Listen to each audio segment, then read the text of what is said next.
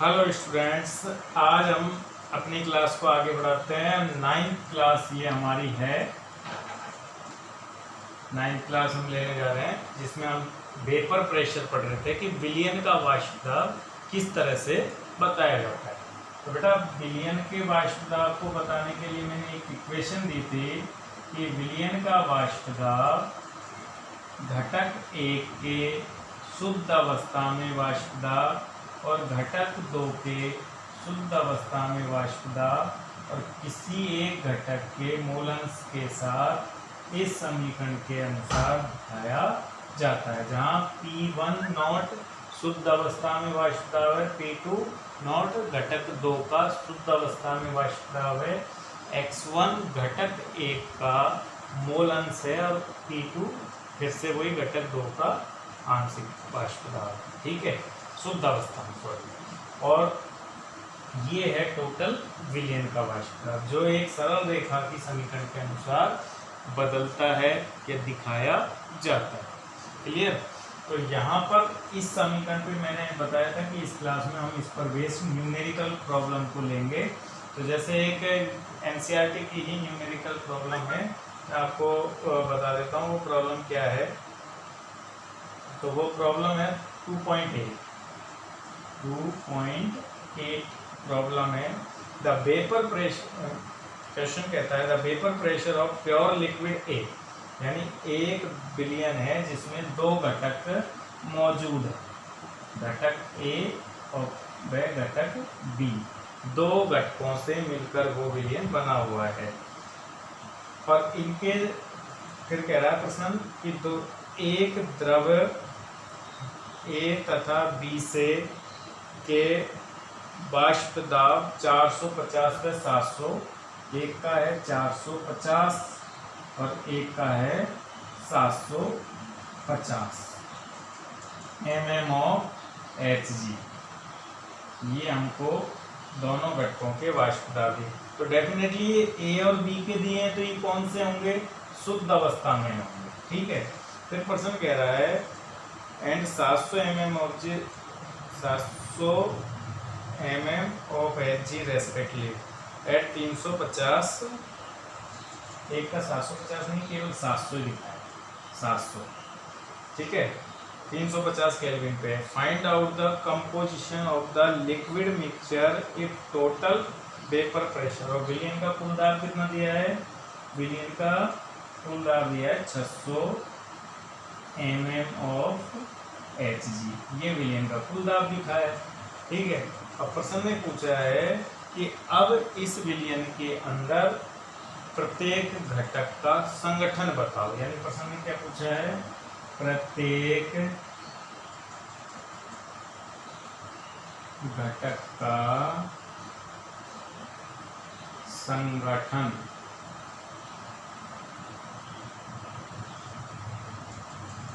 द्रव अवस्था में, यानी विलयन अवस्था में, द्रव अवस्था में,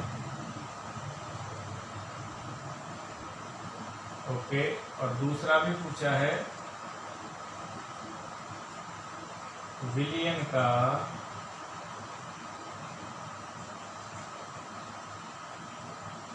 वाष्प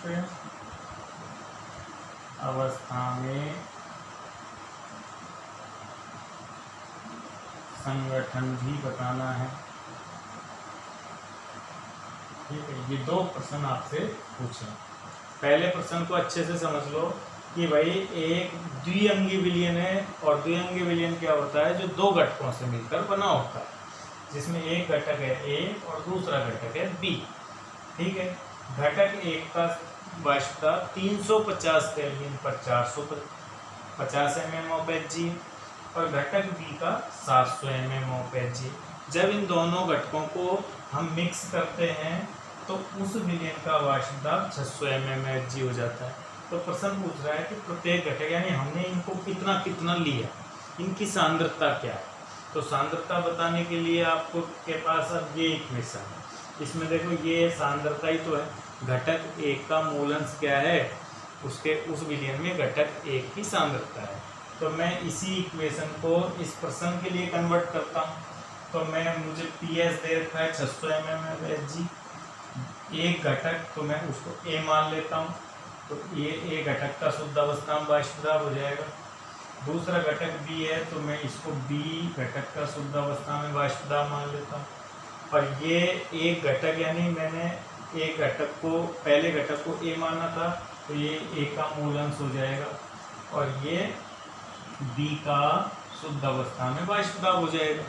अब ये प्रश्न पूछ रहा है प्रत्येक घटक का संगठन द्रव अवस्था, यानी भाई मैंने जब ये विलयन बनाया था तो ए और बी को कितना लिया था, तो यहाँ से ए निकल जाएगा कि नहीं निकल जाएगा, तो वो ही क्या होगा संगठन, मतलब एक से आपसे पूछा है और साथ में दूसरे घटक का मूल अंश भी आपसे पूछा है। ये दो चीज पूछी जो आराम से आप निकाल सकते हो। निकालते हैं, देखो कैसे निकलेगा।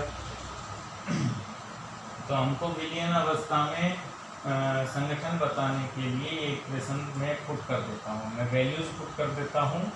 तो वो वैल्यू देखो, आपको पूरे विलयन का वाष्प दाब कितना दे रखा था प्रश्न में, 600 mmOPG, और पहले घटक का कितना दे रखा था 450, दूसरे घटक का कितना दे रखा था 700, और ये हमको x से पता करना है, और दूसरे घटक का कितना हो गया 700। ठीक है,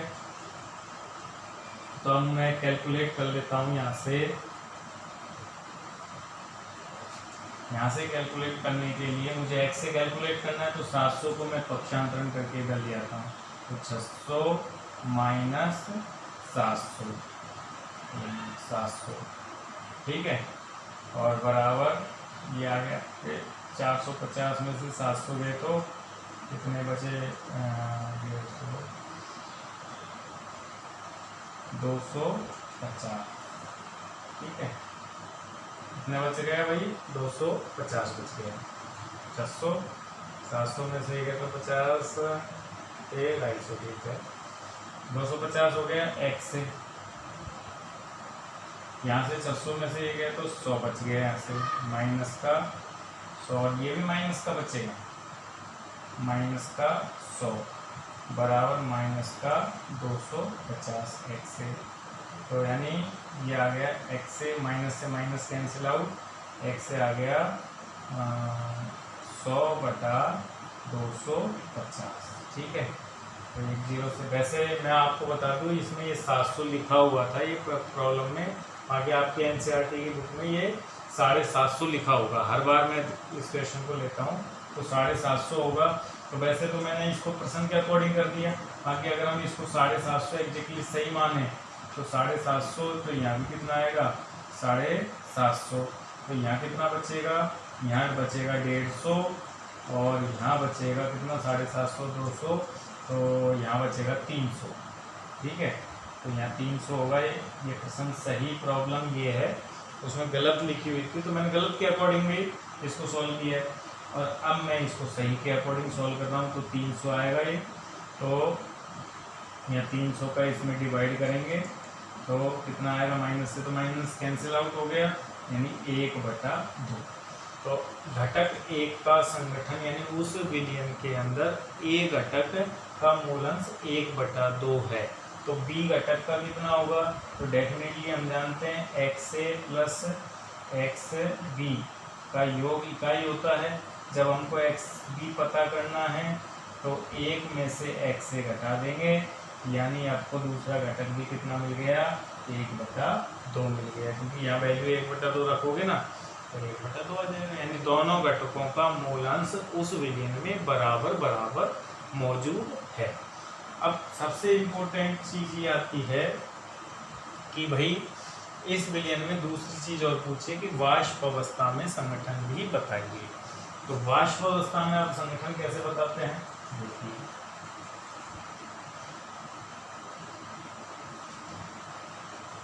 तो बेटा वाष्प अवस्था में ही बताना है, पे थोड़ा सा आपको लॉजिकली सोचना पड़ेगा कि भाई एक बात सोचो कि प्रश्न दो तरीके से, एक और प्रश्न बताऊंगा मैं अभी इस पे कि प्रश्न दो तरीके से है कि आपने एक द्विअंगी विलयन कैसे तैयार किया था कि उसमें एक द्रव ए मिलाया था दूसरा द्रव बी मिलाया था। इसका भी मूलांश आपने कितना लिया था 1/2 और इसका भी मूलांश आपने कितना लिया था 1/2। अब ये थोड़ी देर बाद में, पहले तो विलियन में तो इनका संगठन आपने बता दिया, अभी फाइंड आउट किया 1/2 1/2। अब ये अपन जानते हैं जब इसको अपन ने एक बंद पात्र में लिया है, तो बंद पात्र में लिया है तो यहाँ उड़कर A घटक भी तो आया होगा और यहाँ उड़कर B घटक भी आया होगा। अब प्रश्न पूछ रहा है कि इस जगह पर इनका संगठन क्या है। इस जगह पे संगठन आपको प्रश्न पूछ के चल रहा है कि भाई घटक A, द्रव A कितना वाष्प में आया और घटक B भी कितना वाष्प में आया, वो भी बताइए।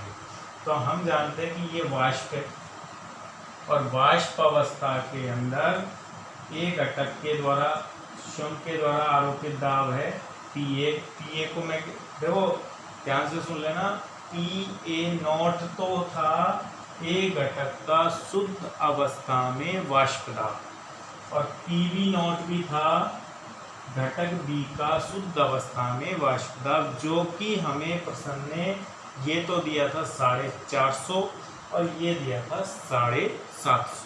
ओके, लेकिन ये PA0 हटा दूं, अब ये है आंशिक वाष्प दाब। अब इनको क्या पढ़ेंगे हम, आंशिक वाष्प दाब पढ़ेंगे। अब ये शुद्ध अवस्था में नहीं है, अब ये आंशिक वाष्प दाब है। और डाल्टन के नियम के अगर मैं मान लेता हूं, माना कि वाष्प अवस्था में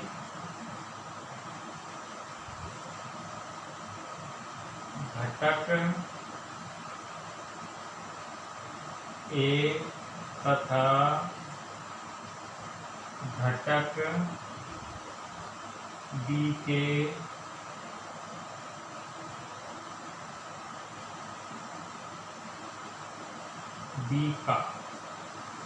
B का मोल अंश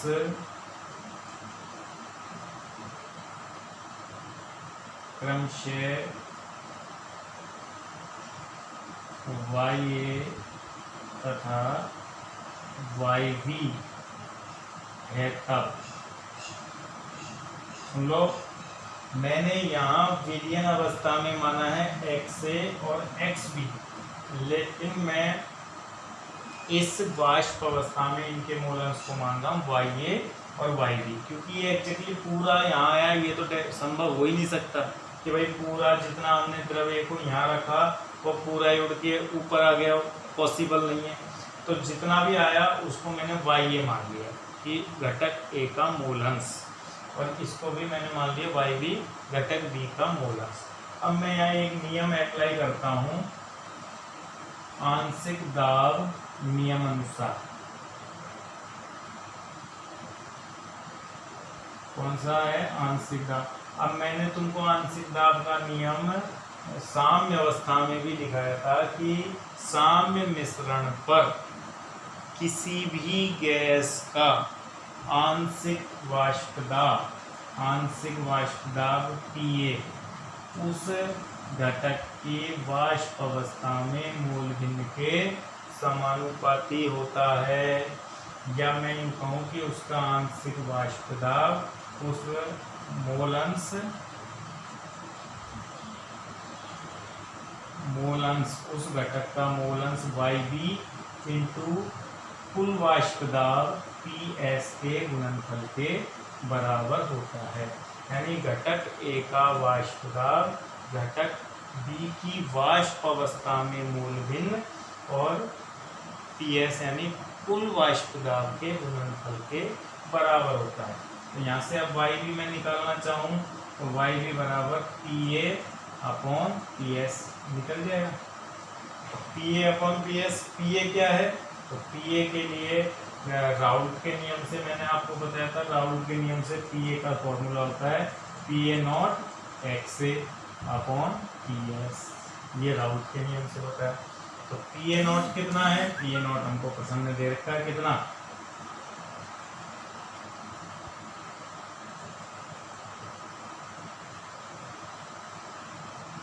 PA0 हमको दे रखा है यहाँ से YB निकालने के लिए PA0 हमको दे रखा है 450 पी एक्स से हमको दे रखा है 1/2 बटा पी एस हमको दे रखा है 600। ठीक है, तो ये फाइंड आउट करना।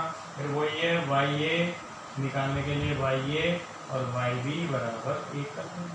ठीक है, तो यहाँ से वाई बी निकल रहा है ना, सॉरी ये भी आया ए आएगा, तो यहाँ से यहाँ भी ए आएगा, यहाँ भी ए आएगा। अब वाई ए आपके यहाँ से निकल जाएगा, तो ये लगभग आएगा 0.37 के करीब, तो दूसरा यहाँ की। ठीक है, तो ये बात है। अब ऐसे ही प्रश्न आप अगर करो तो मैं आपको बता देता हूँ कि ऐसे और प्रश्न कहाँ हैं एनसीईआरटी की बुक के अंदर। तो देखो सेम क्वेश्चन आपके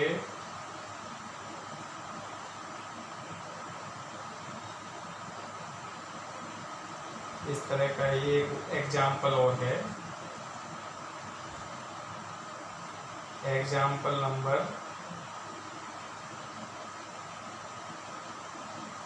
2.5, एग्जाम्पल 2.5 आप कर सकते हैं। फिर उसके बाद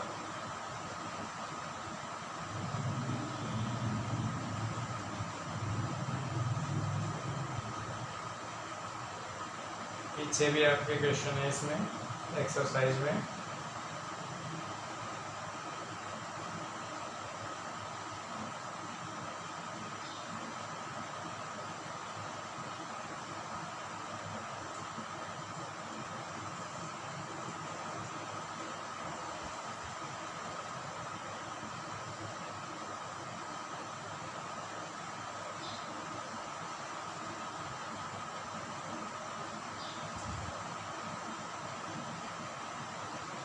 हेक्टेन और ऑक्टेन 2.16 एक्सरसाइज का 2.16 क्वेश्चन है। वो कहता है, ले लेता हूँ मैं उसको,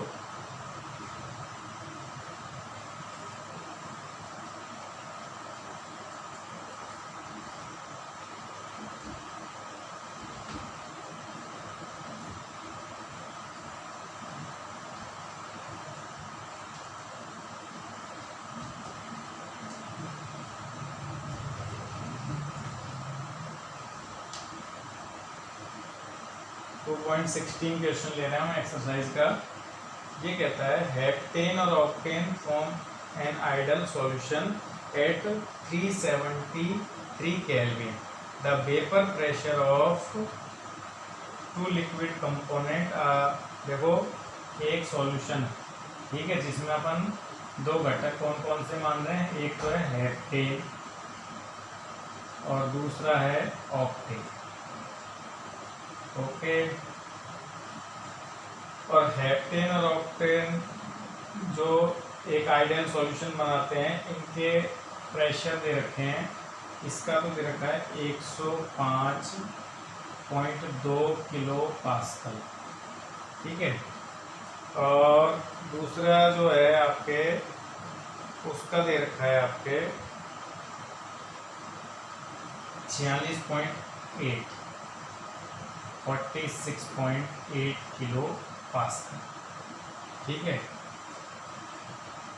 respectively what will be the vapour pressure of mixture of 26 gram heptane and 35 gram octane. अब आपसे पूरा है 26 ग्राम तो ये रखा मैंने, ठीक है, और 35 ग्राम, 35 ये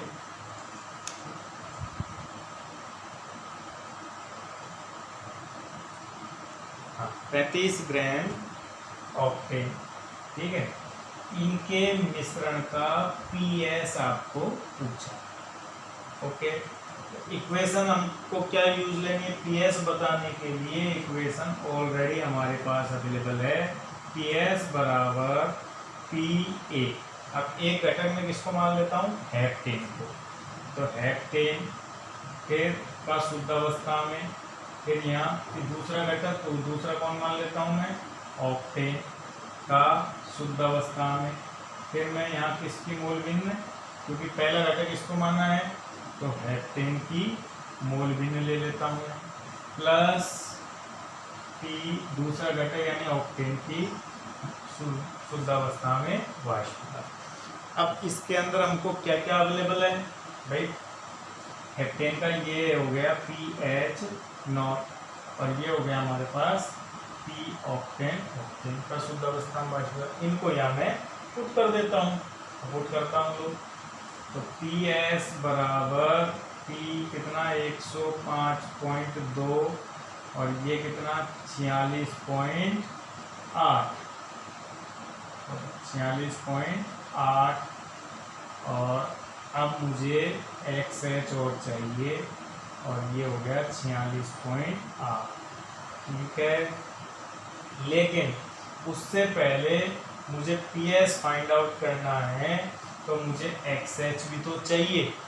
अब XH निकालने के लिए फॉर्मूला क्या होगा, XH निकालने के लिए इसके मोल बटा इस कुल मोल, ठीक है।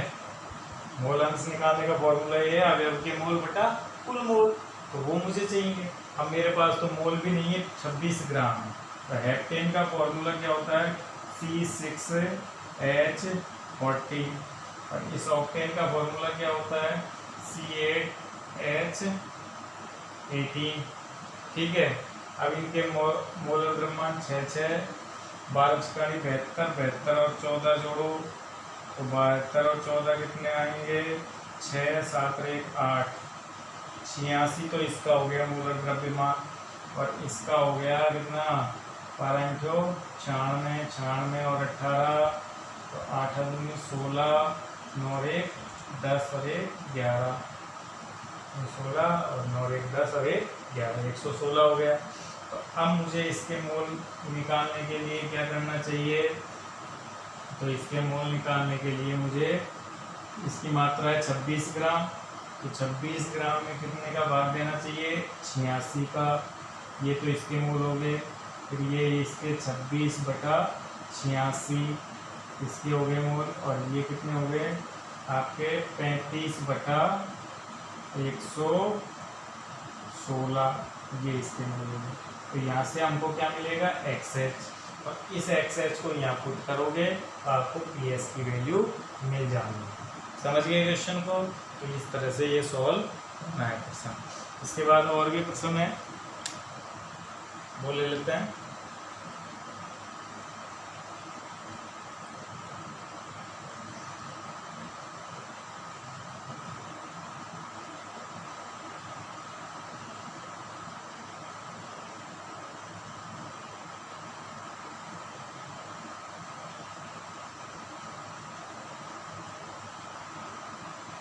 एक 2.37 और 2.38 अगर ये आपसे हो जाएं तो एक्सरसाइज के ही क्वेश्चन है ये, एक बार आप खुद सॉल्व करना है। इसको नंबर लिखा देता हूँ, एक्सरसाइज का 2.37 है एक तो, और एक एक्सरसाइज का 2.38 NCERT की प्रॉब्लम्स हैं। अगर आप सॉल्व कर सकते हैं तो करना, वरना मैं कल नेक्स्ट क्लास में इसको लूँगा, ठीक है। अब हम टॉपिक को आगे बढ़ाते हैं कि टॉपिक में हमने क्या क्या पढ़ा। एक तो हमने ये पढ़ा कि भाई पूरा वेपर प्रेशर विलयन का वाष्प दाब क्या होता है। दूसरा हमने ये भी समझा कि भाई विलयन में द्विअंगी विलयन के अंदर वाष्प दाब कैसे बताया जाता है। तो द्विअंगी विलयन के अंदर वाष्प दाब बताने में हमें राउल्ट ने हेल्प की थी, और राउल्ट ने एक स्टेटमेंट दिया था कि किसी भी घटक का विलयन में मोल अंश अगर ज़्यादा होता है तो उस घटक के कारण उत्पन्न होने वाला आंशिक दाब भी अधिक होता है। लेकिन विलयन कैसा होना चाहिए, विलयन होना चाहिए वाष्प, दोनों ही घटक वाष्पशील होने चाहिए, वेपर फेज में जाने चाहिए। अब हम ऐसे विलयन के को स्टडी करते हैं जिसके अंदर एक घटक क्या होगा, अवाष्पशील होगा। तो अवाष्पशील विलय युक्त विलयन का वाष्प दाब कैसे बताया जाता है वो ले लेते हैं। तो हम दूसरा विलयन ले रहे हैं और वो है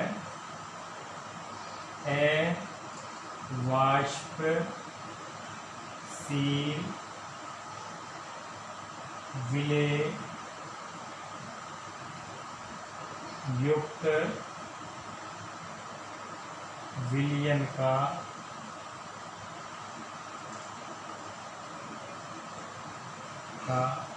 वाष्प दाब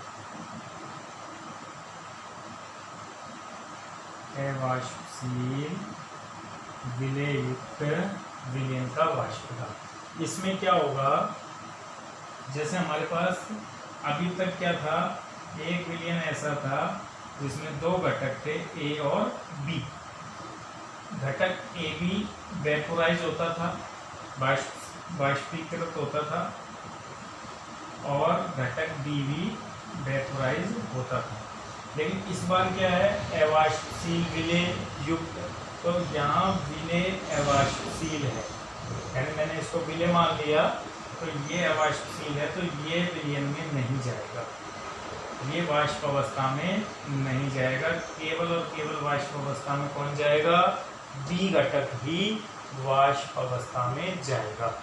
तो ऐसी स्थिति में अवाष्पशील विलय युक्त विलयन का वाष्प दाब ओनली और ओनली विलायक के कारण ही उत्पन्न होता है। तो और विलायक के कारण उत्पन्न होता है, तो फिर राउल्ट के नियम के अनुसार विलायक की मोल भिन्न के ही समानुपाती होगा, विलय की मोल भिन्न से कोई लेना देना नहीं है। तो फिर मैं राउल्ट का स्टेटमेंट ले देता हूँ।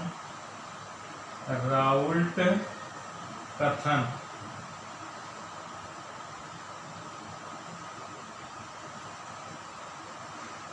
इस प्रकार के यानी अवाष्पशील विलय युक्त विलयन का वाष्प दाब। विलयन, इस प्रकार के विलयन का वाष्प दाब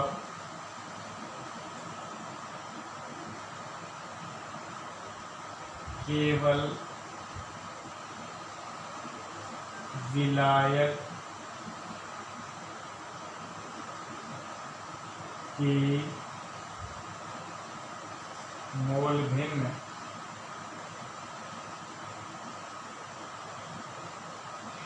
के समानुपाती